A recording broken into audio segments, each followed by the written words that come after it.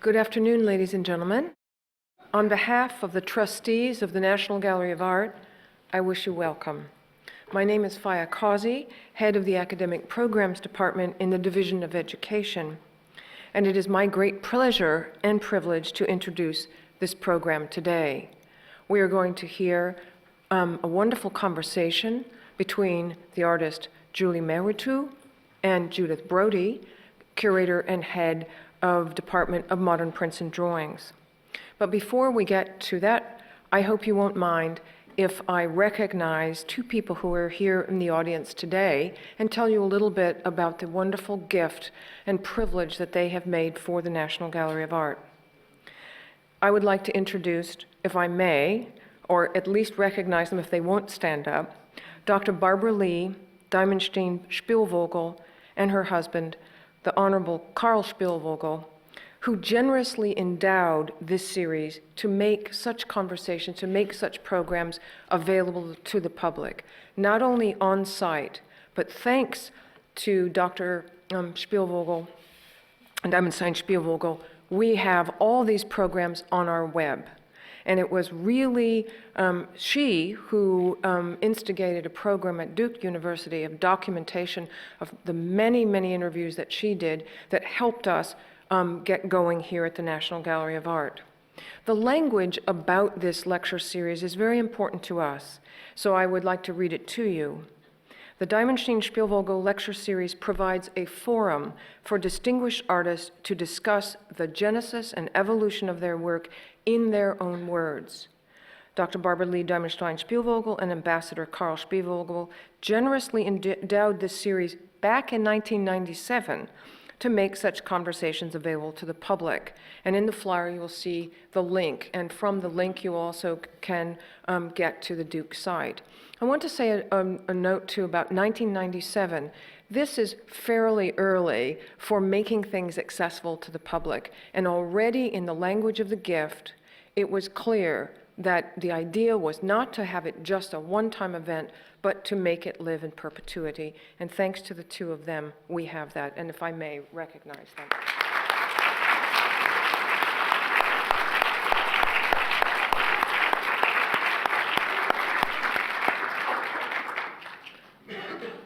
Now, to get to our artist, Julie Mehretu, born in 1970 in Addis Ababa, Ethiopia, lives and works in New York City.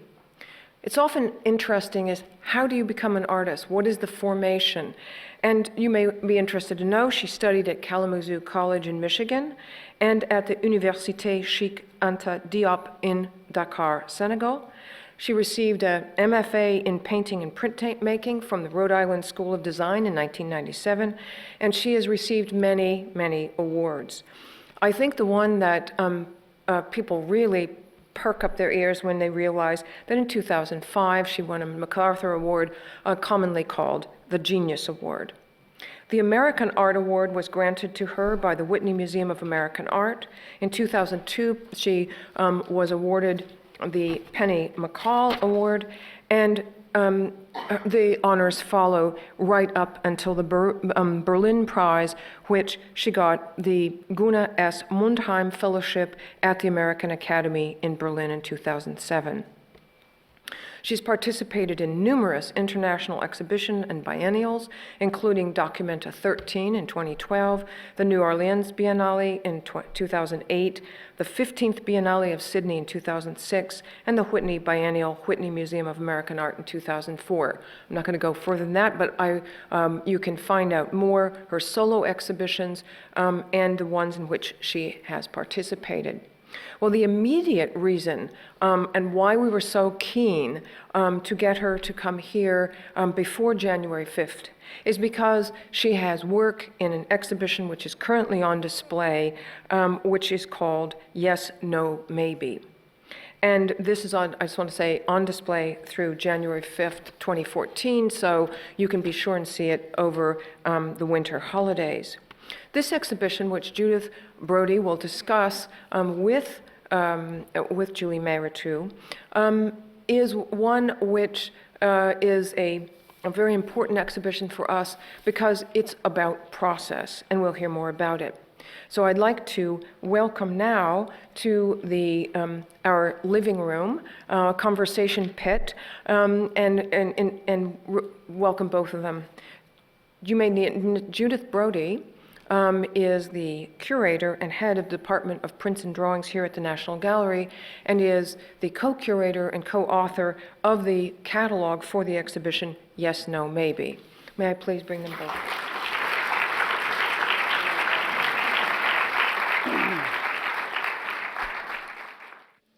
We're just going to start by looking at art because we're in an art museum, and I love to look at art, and I think Julie does as well. I'm going to throw in some other works by other artists and just get her to respond to them, whether she has a response or not, but how they might resonate with her own work.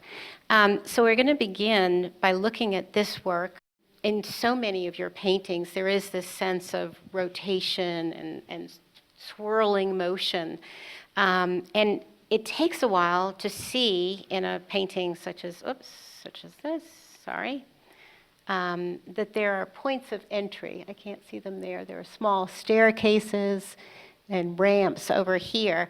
And I was wondering how the abstract shapes and abstract lines intermingle, cohabitate, or come into some sort of tension with these realistically rendered elements of the composition. You tend to say you're an abstract artist, and yet there's a great deal of realism in your works. I think, with this painting particularly, there's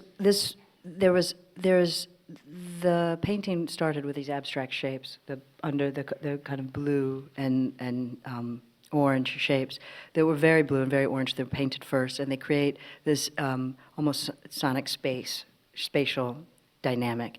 And within that, and they were taken actually from walls and from diagrams of previous paintings and previous shapes in previous paintings. So they were quoted from that, and they provide this context or this game board, this place, this space then with this painting. In the past, I would draw into an architectural space, into this other space, and then draw into that with these marks. Here, I wanted to. Had done a lot of these architectural drawings from other spaces, but somehow I wanted to trace the abstract shapes that went into creating the colored shapes. They become there. That you see those shapes repeated in a very different way here. So they become kind of the undoing of that space, drawn into here. And so those elements are very abstract, I think. And then into that, I drew. Most of the rest of the drawing is from our quotations of other architectural plans and other architectural real drawings and existing plans and spaces, not necessarily built space, but proposed spaces. And so it's the layering of those proposed spaces to participate in this idea of building this kind of model system for the other paintings that I had been working on at the same time as this. And this was a small painting, and the other paintings were larger. So it was around the time of working on the paintings that were in the Walker exhibition in 2003. So these paintings were, in a way, this was trying to wrap that up into a system, and they really informed the making of another painting called Looking Back. And that was a much bigger kind of map painting, but a diagrammatic abstract effort to contain somehow all of the work that had gone into the previous paintings. Mm-hmm. I don't, by the way, normally put sizes on my slides, but with Julie's work, size is such a critical component. When she says it's a relatively small painting, it's 3 1/4 by 4 1/4. I wouldn't call that a small painting, but you'll see how large her paintings can become. So I've put up here a work by Calder called Little Spider. And I was wondering if you see yourself referencing or responding to this sort of mid-century modernism, or even Calder. It just struck me as a sort of that sense of rotating, the shapes, the colors. You outed me. So here we're going to me. learn that it's all about Alexander Calder, right? I think they're definitely part of the effort of trying to mine this kind of the desires of that modernist language, and but and what was possible and what were the failures of those efforts, and the kind of the fissures in that and the gaps in that. Part of the effort of trying to mine that was really quoting and participating with this other historic language, whether I'm thinking of the constructivists from the 30s and 40s through Calder, and Calder's playfulness, and there's a certain type of fluidity to the shapes that he was able to suggest and play with. I think he's also trying to undermine some of the expectations of where high modernism, in terms of its intention as a social revolutionary platform, in terms of those intentions, there's a certain kind of subversive element in some of the ways. Like I would propose that he was, and I think many have written about the way that he is intending these sculptures to operate. And so I think there's a link, and undeniably, between those types of shapes in the work. But also there's the aspect of weightlessness and the possibility of, like, the radical possibility in that of kind of disorienting space and then also improvisation. I think there's a lot of links to the way that he was thinking about kinetic sculpture and weightlessness and time, and what was really the efforts that he tried to, what he did with his work. And so, yeah, definitely, I think there's a relationship. This next work is called Excerpt Riot. And I see multiple eruptions or explosions across the canvas. I know you don't like to be too specific about meaning. On the other hand, you give your works titles that sort of draw us in and ask us to interrogate that title. Why excerpt? Why riot? Well, the excerpt is because it was a small-scale painting as well. And I was working on large 8-foot by 12-foot paintings at the time.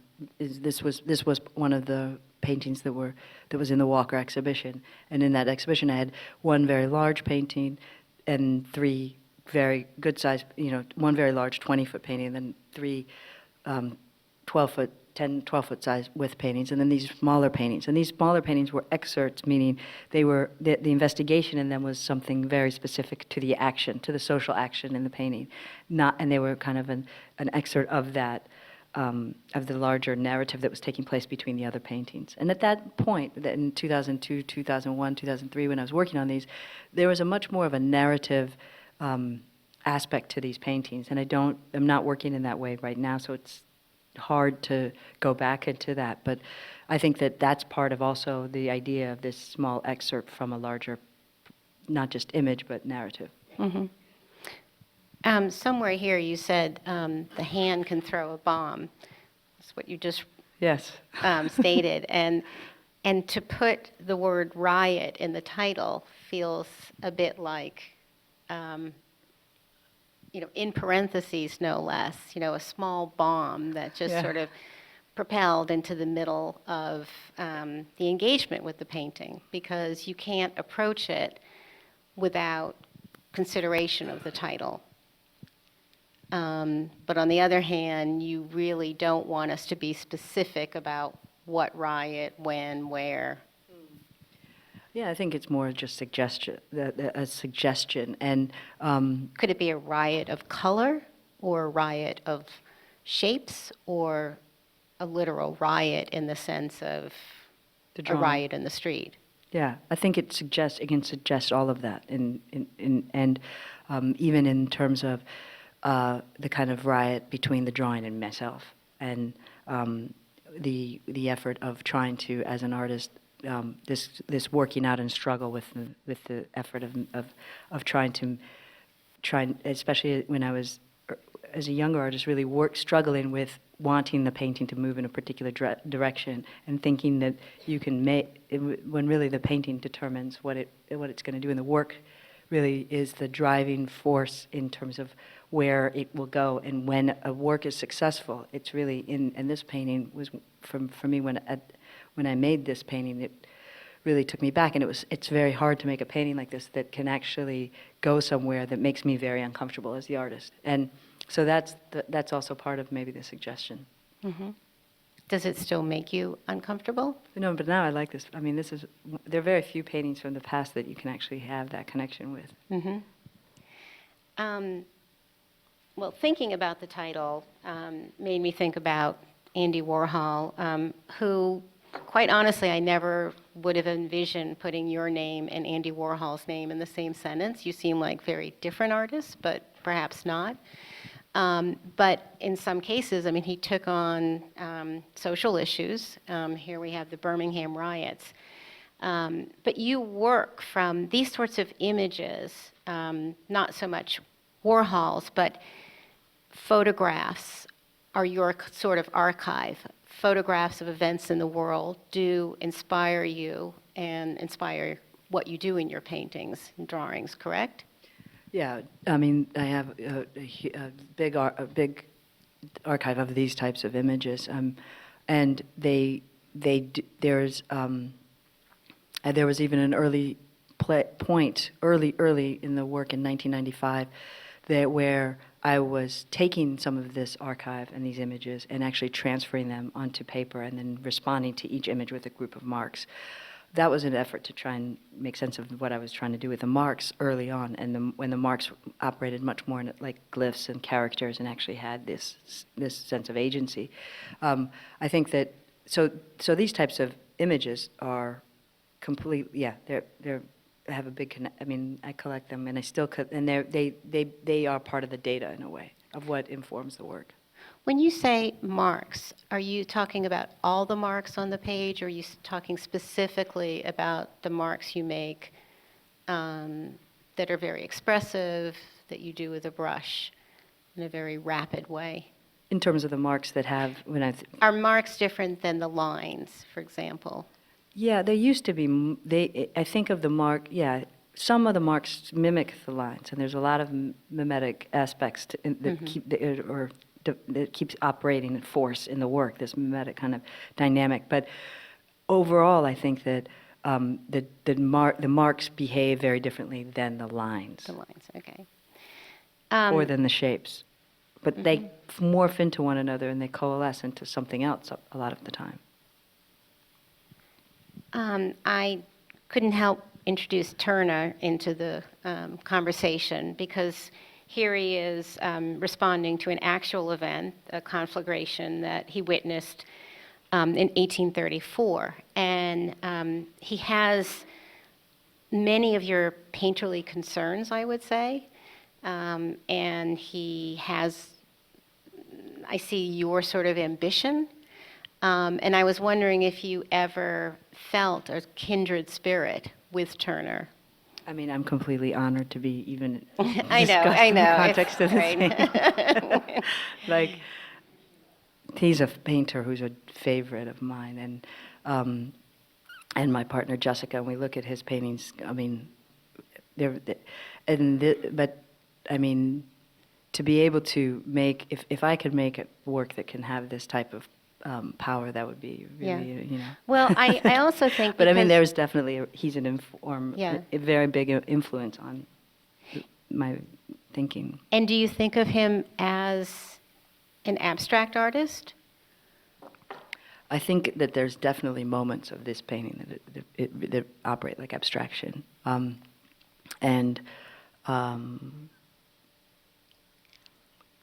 Yeah, and in his effort of even just painting space and atmosphere and having paint be able to exist as the actual matter, as that matter in a way, but as the light, as the capability to communicate what happens, this dynamic that is unexplainable in a way, or that is only seeable in that experience, but he moves past that experience to try and take it to try and describe something that is not just a representation of that event, but this other kind of this other type of sensorial experience and an emotional sensorial experience that happens in response to the event. So in that sense, that's hugely abstract. Mm-hmm. I mean, I love that you included that image. Thank you. This must be the sort of archival work that you were talking about earlier. Now, this is dated several years after the Tiananmen Square protests. Yeah. I'm just curious about that. So the protest was in Um, 89. 89. Yeah, and these were made in 95 or 97. Yeah. Well, I started this process in around 1995, and I think finished this one project. And what I was doing, it was actually a project that I was doing in grad school, and I had been collecting all of these images. They're news images or photographs from the newspaper or from picture archives, and it was about trying to put together this kind of pictorial atlas of collective social action that I was interested in, that to me had a relationship to what I was interested in the mark making.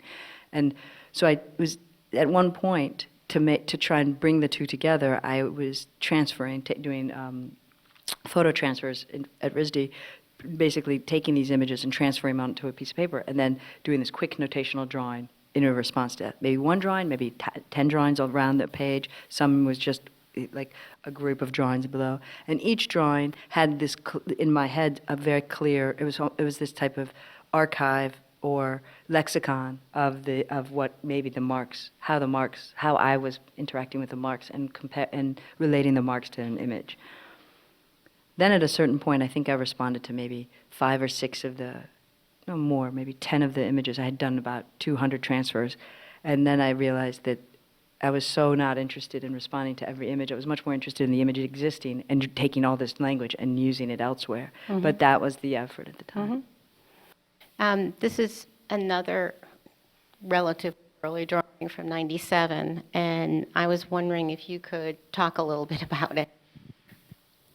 Earlier we were in this conversation we talked about a little bit, and I think we'll talk about it more, the Cartesian rational language, an effort to make sense of or to try and understand social space, geographic space, the environment, the universe. These kind of these methods of rational thought to try and describe an understanding, an attainment of knowledge and enlightenment, and there's a certain level of failure in that, or absurdity in that. And part of this was an earlier painting where I had all these different layers and the marks were behaving in different ways. And I was creating these charts. I made many different small indexes that are completely illegible, that were an effort to try and make sense of this world. And they were little drawings that I made. I've never really even shown them. They were just made at the same time as this painting, and it was and every layer that I drew into the painting, I would map it and categorize it and think about how these marks were moving in these different ways and where they were going. And so, what is this one called? Character Migration Analysis Index. Yeah. Okay. I mean, a lot of the marks look vaguely like little bugs. Yeah, maybe. Yeah.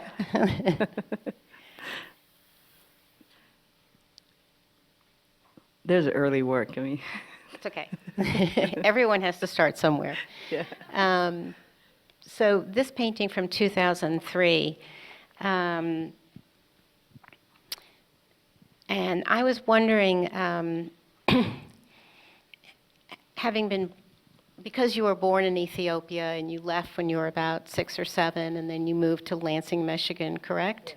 Yes. And so you've had a migratory life yourself, and I was wondering, because this is called empirical construction Istanbul, if you find yourself sort of entering different parts of the world through your painting, or investigating different parts of the world through your painting, or finding out where you belong in the world through a painting such as this.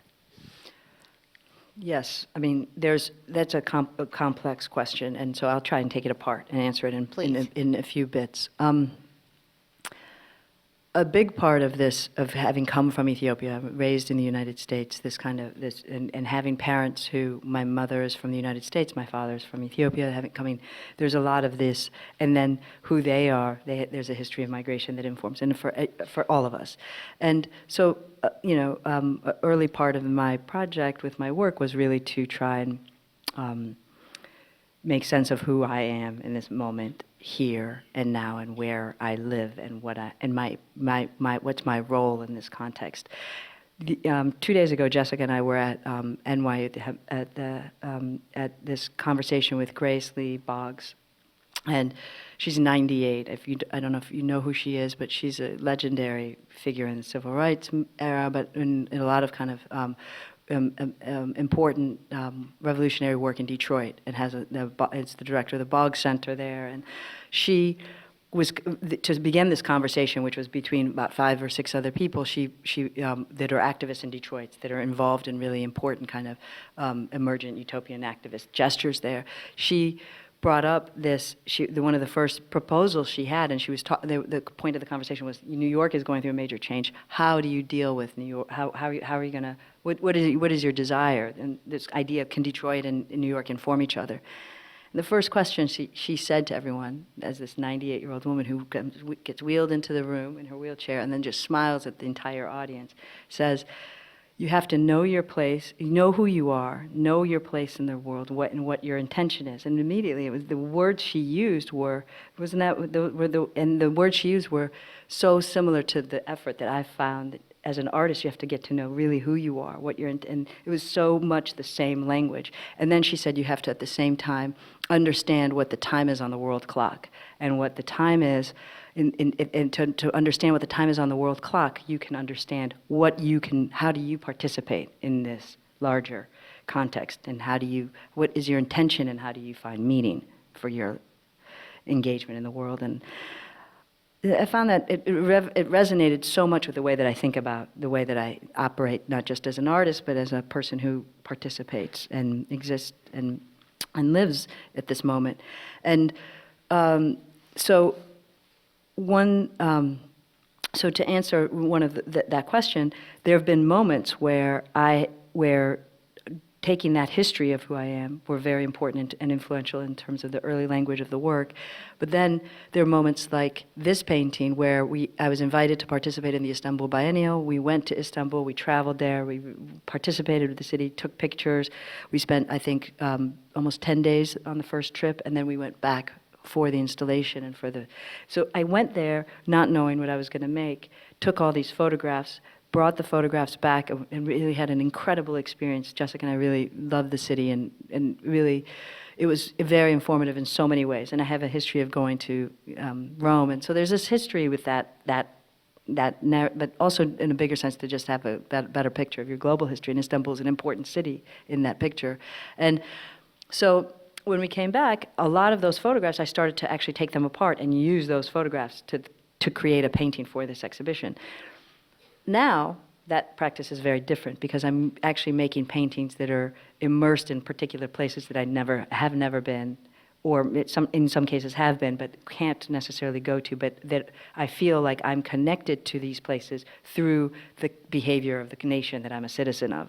So Baghdad, or Iraq, or Afghanistan and Kabul, or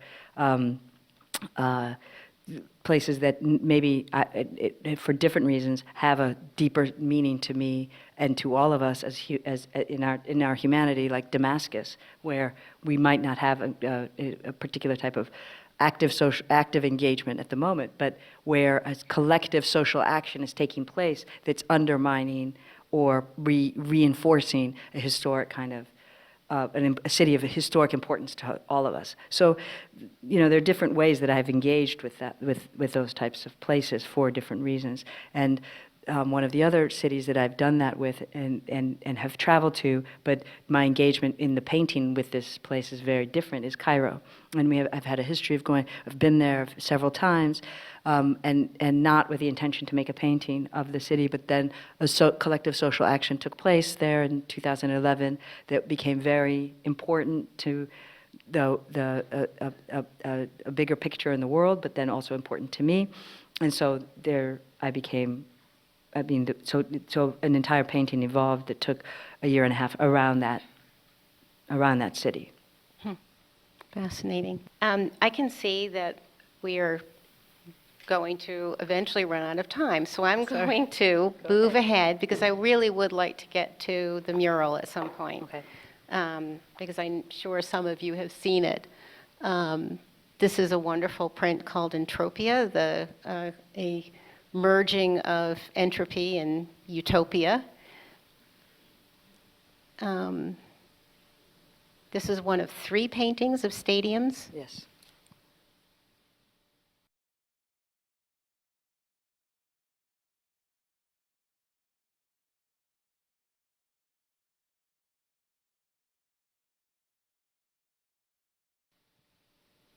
Black City, which you did, I think, when you had the exhibition in Detroit. Is that correct? Well, it was one of the paintings that was the second. There's 2 Black Cities. This was the first one, and this was actually painted in 2005, right? 2006. Yeah, and it was part of it was one of the first paintings for an exhibition that was going to travel in Europe. It started in the Muséum de Lyon, and so and was a good title of the exhibition that traveled through Europe was Black City. Then this painting, a variation of it, that I did again, was shown in Detroit. These are 2 works in the Yes, No, Maybe exhibition that we discussed this morning in a podcast. I'm just going to go through these, and my sense that they had a real relationship. That's more honor right there. Yeah, another big honor, I know. Leonardo's Deluge drawings.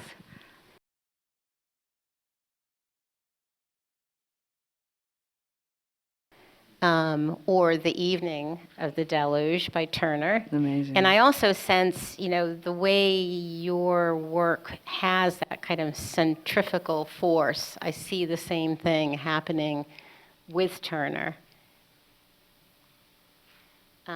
Or some giant history painting machine. And what I see here is that the painting really works from a distance the way yours do, but then there's a real interest in getting up close and seeing all the detail. And often something that feels on the verge of apocalyptic. I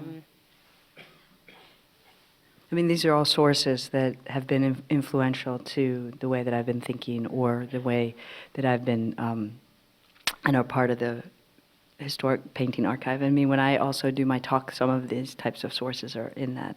In that.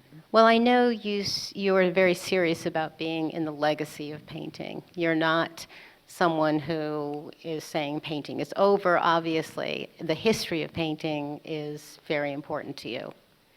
Yeah, I think. I mean, even I think painters who are approaching painting as and trying to annihilate what painting could be are participating really in a way. But yeah, I think that no other form of this exists that. I mean, not no other form, sculpture as well, but you have. I mean, it may be much longer, but the history of painting is so rich and so long, and there's so much there and so much that has really been, and it's also, it continues to be, even for these paintings, the slowest medium. So it's the most analog type of visual experience you can have. And there's and for every little centimeter of this painting, very intentional decisions have been made, and historically and all. And so this structuring that's being done by, there's something of that I'm very interested in, about what the relationship is to that and local time. Well, I would say that you reach farther back than a lot of other painters working today. You're not the only one, but I do feel that you reach far back, looking at much earlier models. This is such a marvelous painting, I have to stop. I love this. You had mentioned in something I read that you were reading, maybe not for this painting, but that you were reading Sebald's Austerlitz. Maybe at the time you were doing this, I'm not sure. It was actually before this one, when I was Okay. working on Black City, but But just that It's in- sense it's- of yeah. ruins, and I was going to read something to you.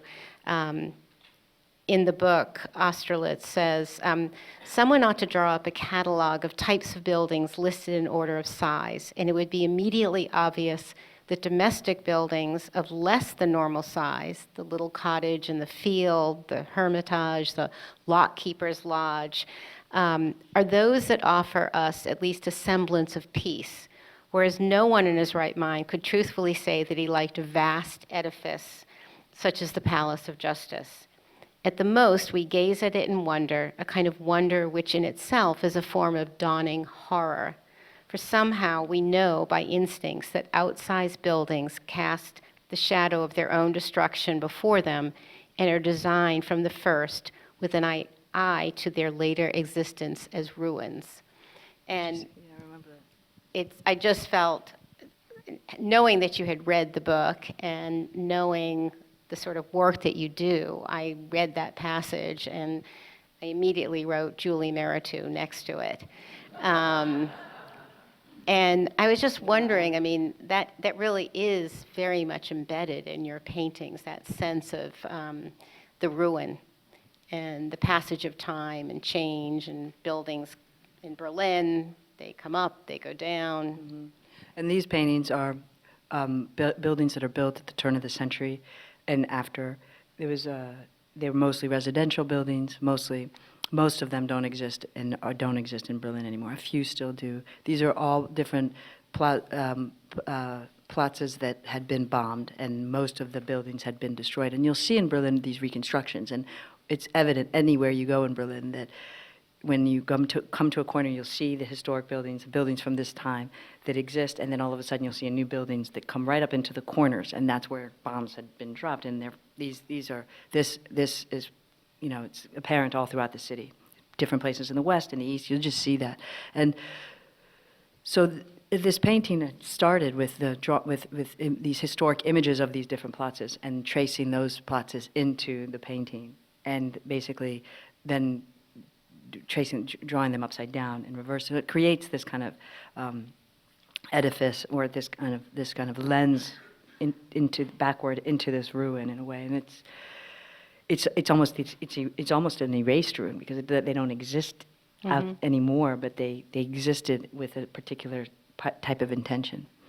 And at the moment, I can't recall the German name for this type of building, but it's a particular type of building that was built to house many people, and it was a particular type of urban housing. Jess, do you remember the name? No, I'm sorry, I can't recall at the moment, but there's a term for most of the buildings that were described in this painting.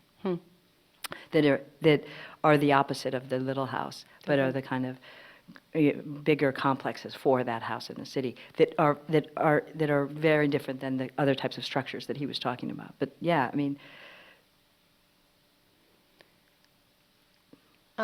These are just some images of Julie's studio and her assistants. Well, why don't you discuss it? Or you can just say it very... I mean, this is actually a painting, the early state of the painting that I made that's looking at Cairo. And this is some of my assistants who are working on the painting, and I project images of the city onto the painting, and they know how I want this translated, and each of them I have to talk to with the image that they're working on, how I want that image translated. And sometimes they have to do sketches on transparent paper, and then we come up with different models for how to draw or translate these photographs into wireframe drawings. And then once we've worked that out, they draw the painting onto the canvas, and then these drawings are layered. So the They're very talented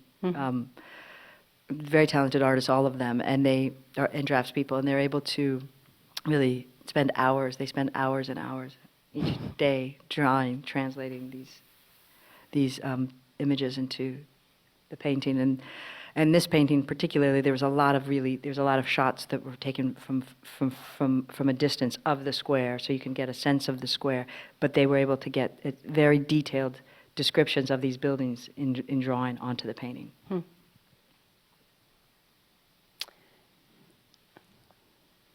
I was looking at your notations, where the marks are very loose, very expressionistic, and it's just another big name, Jackson Pollock.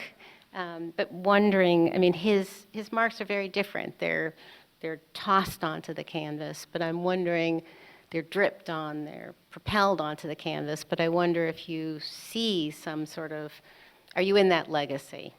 I mean, there's the simultaneity of experience that you have looking at this painting and this overall field of intention and action and type of the what happens to the entire image in that sense, and it's there's that has been an informative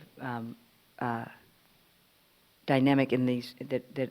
And not just informative, there's a similarity in terms of the marks that I work with have a very different type of intention and behavior and the structure of the painting has. But at a certain point, there's an all-overness and this time of simultaneous experience that happens that I think it mimics in certain ways what happens here in terms of that experience. A very Baroque kind of over-the-top, overwhelming sense of dynamic in space, and I think that there's definitely this connection with that.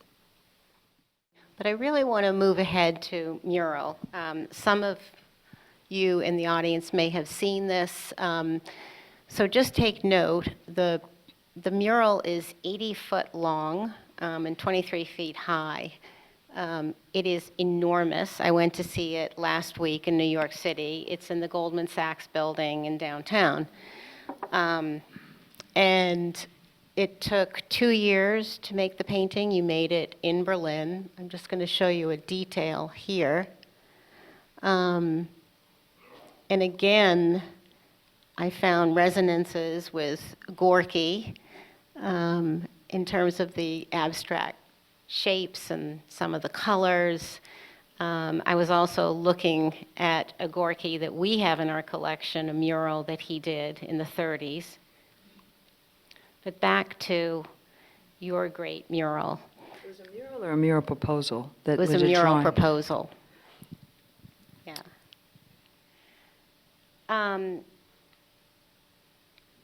So we talked about this a little bit. I was enthralled by this. I sat outside looking at it through the windows. I sadly couldn't get in because it's not a public building, which was frustrating, I must say, because there's something about, I mean, what you want to experience in your paintings is seeing them from afar, but they draw you in. You want to read the details, and I really mean that in terms of reading.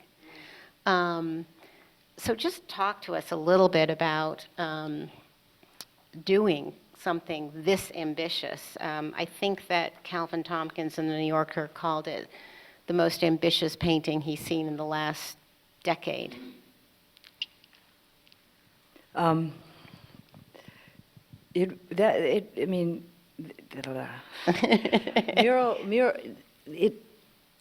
not sure where to begin. I think one thing to address, maybe it would be interesting to address, is the idea of transparency and audience with this painting, because that was one of the reasons I was very interested in taking this painting on. When I was first approached by Goldman Sachs, it was actually Jeffrey Deitch who came to me with this, who was working for and advising Goldman on this idea of their new building and commissions, specific commissions. And he had put together a jury of advisors that would maybe select artists to submit proposals. And when they had approached me to submit a proposal, my initial reaction, and I've said this before, was I make large-scale paintings. If a bank is interested, they can, that's what I do, and you can come and do. But why would I want to make a particular proposal for a painting? So Jeffrey said, well, just think about it. I'm going to send you the plans. So I had the architectural plans, and I had them in the studio. And the first thing that interested me, or kept kind of nagging me about the place, was the location. It's in Lower Manhattan, right across from the World Trade Center site, and on 200 West Street. It is on top of a Native American, as well as African American, as well as other burial grounds. There's an actual monument for that. It's part of a New York City park system. It's right on the West Side Highway where the park moves through there. So this location, plus just being part of this part of Lower Manhattan, as a nexus or local or focus point in a larger world economy, has always been. I mean, it's been fascinating. Those were all fascinating kind of ideas. If you were going to make a proposal for a place, it's a fascinating site. And including the most recent kind of events and scar in the city of 9/11. So all of these were part of the reasons that I had a little bit of this naggingness from this plan that was sitting in my studio in Berlin. And then there's this huge wall, this is the wall that the painting's on, that faces the street. And they marked a bunch of different walls that I could consider. And this wall kept nagging me for that reason, for its vision looking out at this, almost diagonally away, but close, like very almost confronting the World Trade Center site, but also its kind of participation within the urban fabric of the city down there.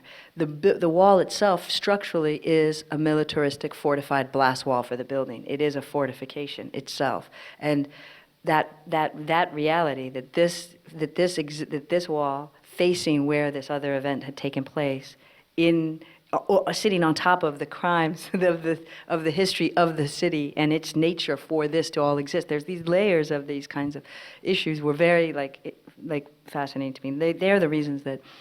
So I started to think, well, that's an enormous wall. What could I really could I? And then I started to think about the idea of a large painting.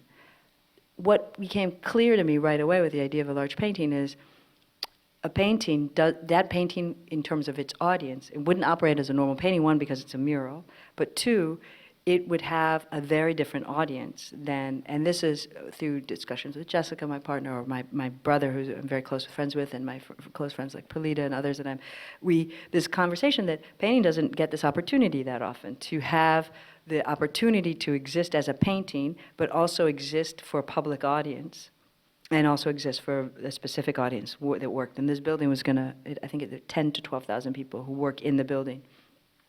And it's important to note, maybe 50, 60, 70%, I think it's closer to 70 or more, are service staff people for this building, whether they're working as administrative assistants or people who are cleaning, or people who are working in food service industry, or people who are working in the gyms, or whatever it is. They're servicing this building. They're a very different demographic and type that people generally associate with Goldman Sachs. But the reality is they're the ones who make this. And so, and there's a large audience, even going all the way up to the highest echelons of however the structure works in Goldman, in every stratification of employment there, you have certain very small percentage of that community are museum goers or gallery goers or collectors or involved in contemporary art. And so the reality that you would have an audience that could have a daily interaction with a painting was fascinating and started to become really interesting to me, as well as the urban kind of interaction with the painting, whether you're driving by on the West Side Highway or riding your bicycle down. All of these perspectives, or on the street on the opposite side walking towards the painting, and the scale of the painting that you would see from that vantage point would be almost this scale, this little painting in this massive city. So these were all the reasons that I became interested and started to really ponder and think about what could I do with this project. And how much time do we have? 2 minutes? 1 minute? Are we done? 5 minutes. 5? Okay, 5 I'm just minutes. gonna, one of the I went to two friends who I'd been working with, one's an architect, was trained as an architect, she's an architect-artist type of person, and another one who's an architectural historian as well as a novelist, and who's written on my work.